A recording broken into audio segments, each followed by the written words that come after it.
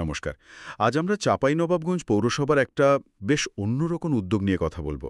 একটা প্রতিবেদন দেখলাম মাহিদুল ইসলাম ফরহাদের লেখা।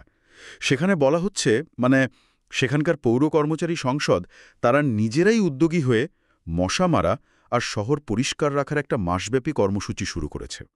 তো চলুন এই ব্যাপারটার একটু গভীরে যাই, বোঝার চেষ্টা করি এর গুরুত্বটা কোথায়। হ্যাঁ, নমস্কার। উদ্যোগটা আসলেই একটু অন্যরকম। সচরাচর তো দেখি পৌরসভা বা প্রশাসন উপর থেকে নির্দেশ দেয়, কিন্তু এখানে যারা একদম মাঠে কাজ করেন সেই কর্মচারীরাই তাদের সংসদই এই আয়োজনটা করেছে। ২রা সেপ্টেম্বর থেকে শুরুও হয়ে গেছে। ঠিক তাই। প্রতিবেদনে দেখলাম পৌরসভার যিনি নির্বাহী কর্মকর্তা মামুনুর রশিদ, উনি উদ্বোধন করেছেন। আর শুরুতে শহরের মেন রোডগুলোতে র্যালিও হয়েছে, লিফলেটও বিলি করা হয়েছে দেখলাম। আচ্ছা, আমার একটা প্রশ্ন জাগছে মনে। এই যে কর্মচারীরা নিজেরা যখন উদ্যোগ নেয়, এটা কি সাধারণ প্রশাসনিক উদ্যোগের চেয়ে বেশি কার্যকর হতে পারে? তাদের তো কাজের প্রতি একটা অন্যরকম টান থাকার কথা, তাই না? এটা কিন্তু খুব ইন্টারেস্টিং একটা পয়েন্ট তুলেছেন। দেখুন, যখন কর্মীরা নিজেরা কোনো কিছুর উদ্যোক্তা হন, তখন স্বাভাবিকভাবেই একটা ওনারশিপ মালিকানার অনুভূতি চলে আসে। তারা তখন শুধু চাকরির ডিউটি করছেন না, শহরটাকে হয়তো একটু বেশি নিজের ভাবছেন। এর ফলে কাজের মান, আন্তরিকতা দুটোই বাড়ার একটা সম্ভাবনা তৈরি হয়।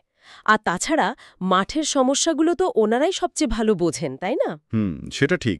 তো তাদের নেওয়া পদক্ষেপে একটা বাস্তবসম্মত সমাধান থাকার সম্ভাবনাও কিন্তু বেশি থাকে। তবে হ্যাঁ, কিছু চ্যালেঞ্জও থাকে, যেমন ধরুন যথেষ্ট ফান্ড বা লজিস্টিক সাপোর্ট পাওয়া যাবে কিনা, এইগুলো আর কি। বাহ, দারুণ একটা দিক। আচ্ছা, তাদের একটা স্লোগানও চোখে পড়ল, বেশ পাওয়ারফুল মনে হলো। নিজ সীমানা পরিষ্কার করি, ডেঙ্গু মুক্ত ও পরিচ্ছন্ন নগর গড়ি। এই স্লোগানটা নিয়ে কি বলবেন? শুধু কথায় কি আর কাজ হয়? দেখুন, স্লোগান তো আসলে একটা আহ্বানের মতো, প্রতীকী। এর আসল জোরটা হলো এটা মানুষের মনে কতটা রেখাপাত করতে পারছে। এই স্লোগানটার দুটো অংশই কিন্তু খুব ক্লিয়ার। প্রথমটা, নিজ সীমানা পরিষ্কার করি, এটা একেবারে সরাসরি নাগরিকদের ব্যক্তিগত দায়িত্বের কথা মনে করিয়ে দিচ্ছে। ঠিক। আর দ্বিতীয় অংশ, ডেঙ্গু মুক্ত ও পরিচ্ছন্ন নগর গড়ি, এটা হলো আমাদের সবার কমন গোল, সম্মিলিত লক্ষ্যের কথা বলছে। এখন ডেঙ্গুর যা অবস্থা, তাতে এই বার্তাটা কিন্তু খুব জরুরি। আর রিপোর্টে যে একটা ক্রাশ প্রোগ্রামের কথা বলা হয়েছে ডেঙ্গু নিয়ন্ত্রণের জন্য, হ্যাঁ হ্যাঁ, ওটা দেখলাম। জরুরি ভিত্তিতে মশা মারার যে বিশেষ ব্যবস্থা, সেটাও তো এখন খুব দরকারি একটা পদক্ষেপ। কিন্তু স্লোগান বা র্যালি যতই হোক, মানুষের অভ্যাস বদলানো কি খুব সহজ? আমরা তো প্রায়ই দেখি যে এরকম কর্মসূচি শুরু হয়, কিছুদিন বেশ হইচই থাকে, তারপর আবার সব আগের মতো হয়ে যায়। একদম ঠিক পয়েন্ট। এটাই তো সবচেয়ে বড় চ্যালেঞ্জ আসলে। শুধু স্লোগান দিয়ে বা ১ মাসের অভিযানে কি আর মানুষের বহুদিনের অভ্যাস বদলায়? এর জন্য তো কন্টিনিউয়াস এফার্ট দরকার, ধারাবাহিকতা লাগে। তবে এই উদ্যোগের একটা ভালো দিক আমার মনে হয়েছে, তারা কিন্তু র্যালির পরে একটা আলোচনা সভারও ব্যবস্থা রেখেছিল। ও আচ্ছা।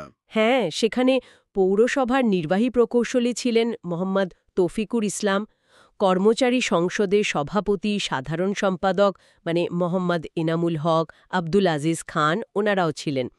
তাদের সবার কথাই কিন্তু ঘুরে ফিরে পৌরবাসী সহযোগিতা চাওয়ার ব্যাপারটাই এসছে।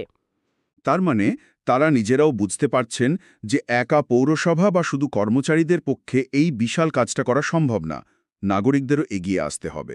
অবশ্যই, একদম তাই। শহর পরিষ্কার রাখা বা ধরুন মশা তাড়ানো, এগুলো তো কোনো একটা এজেন্সির একার কাজ নয়। এটা একটা সামাজিক দায়িত্ব।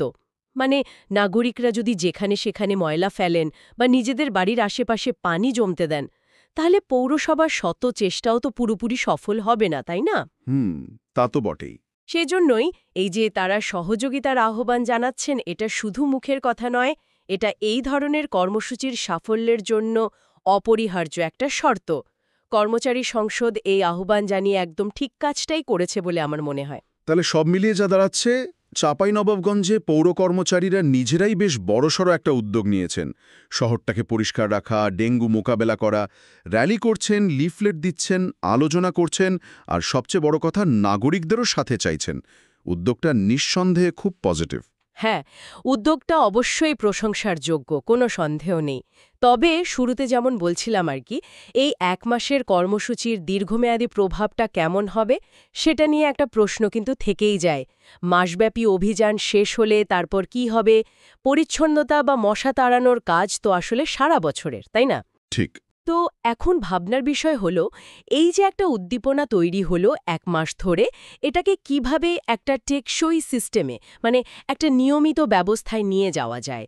শুধু বিশেষ অভিযান না করে বরং দৈনন্দিন পরিষ্কার পরিচ্ছন্নতা আর মশা নিয়ন্ত্রণে পৌরসভা, কর্মচারী এবং অবশ্যই নাগরিক, এই ৩ পক্ষের মধ্যে একটা নিয়মিত আর কার্যকর যোগাযোগ বা সমন্বয় কিভাবে গড়ে তোলা যায়, সেটাই হয়তো এই উদ্যোগটার সামনের দিনের সবচেয়ে বড় চ্যালেঞ্জ। আবার হয়তো এটাই ভবিষ্যতের পথটাও দেখিয়ে দিতে পারে।